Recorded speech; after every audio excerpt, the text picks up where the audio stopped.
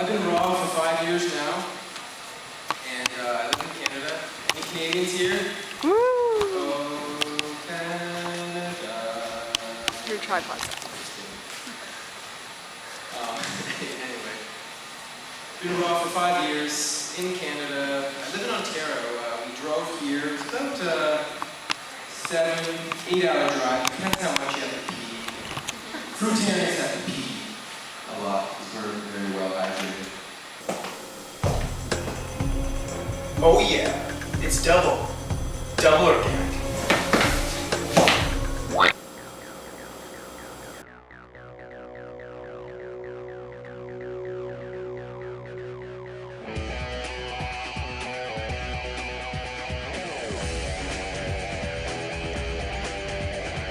So staying warm in the winter, we've got 4 different ways that we can stay warm in the winter. First, we have layers of clothing, the thermic effective exercise, thermic effective food, and warm water. What could that mean, warm water? We're going to find out. So layers, that's your first line of defense. You need lots of layers, dress in layers, and you're going to create pockets of air. And then you can warm that air, and that's going to help you stay warm. If you just wear one thick sweater versus 2 thinner long sleeve shirts, the 2 thinner ones are going to be better off. And as a cyclist, I can almost categorize my different clothing as a different level of warmness or insulation.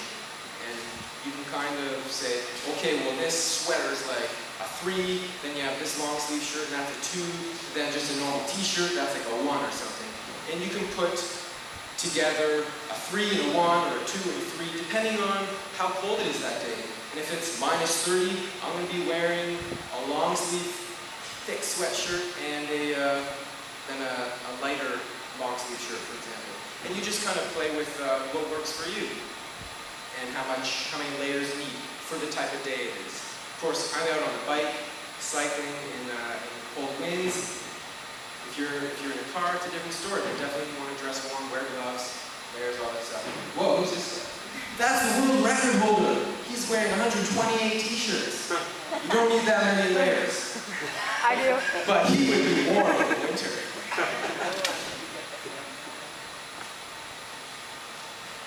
Layers are going to trap the heat in. And there's also a psychological benefit, and we will be talking about the psychology of raw foods in the winter. If you're wearing comfy pajamas and slippers when you get home at the end of the day, you know, it's gonna give you that kind of boom. It's gonna make you feel warm.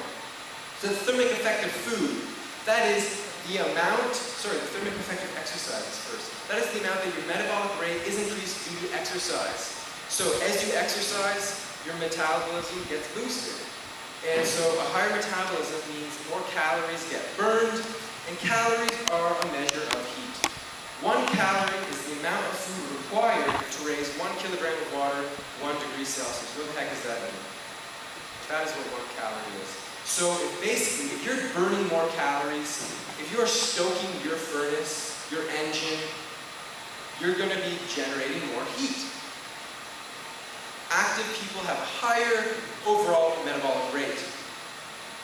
Ultra-endurance athletes have a thermic effective exercise as high as 50% of their total energy expenditure.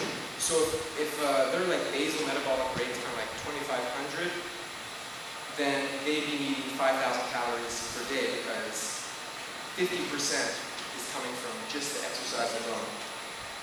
A sedentary individual would have their TEE being near to 0%. So if you're active, you're just going to be feeling warmer generally. The average person's thermic effective exercise is between 15 to 30%, so aim to be active and get on the higher end, on that 30%. So stay active. Here's just a little breakdown. So here's your thermic effective food. We're going to cover that thermic effective activity. Sedentary person wouldn't have this at all, which means that they wouldn't have that to help you stay warm. And then there's just your resting metabolic rate. Watch this animation.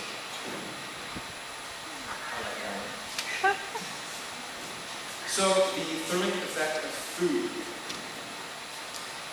This is the amount of energy required by the body to digest and absorb food. If you've ever heard that celery is actually a negative calorie food, that's because if you eat the whole thing of celery, it's like 60 calories, but it takes your body energy and effort to break it down.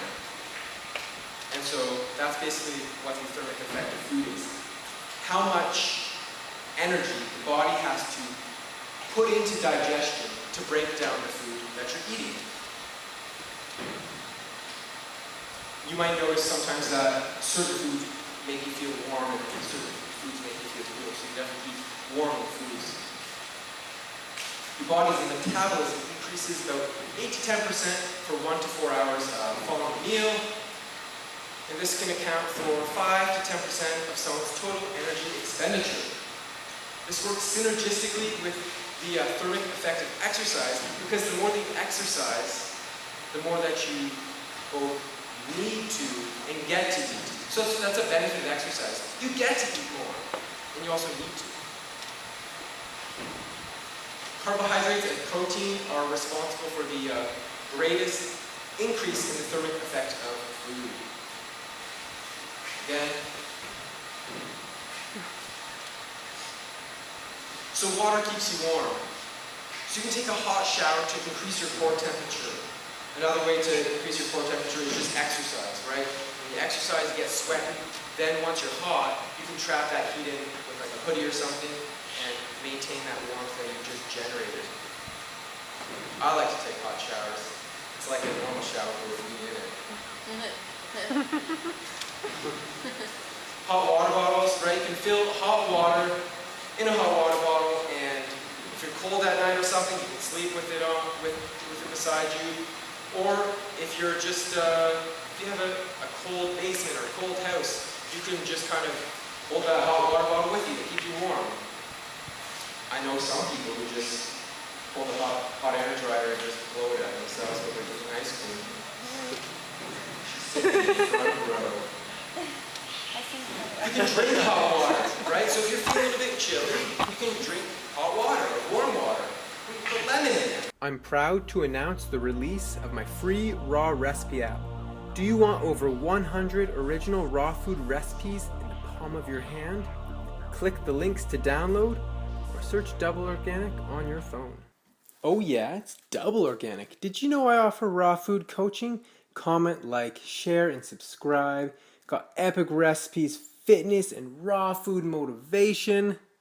Connect with me on Facebook, Instagram, and of course, YouTube. Whoa, look at all those recipes. Those look tasty. Give me some of that.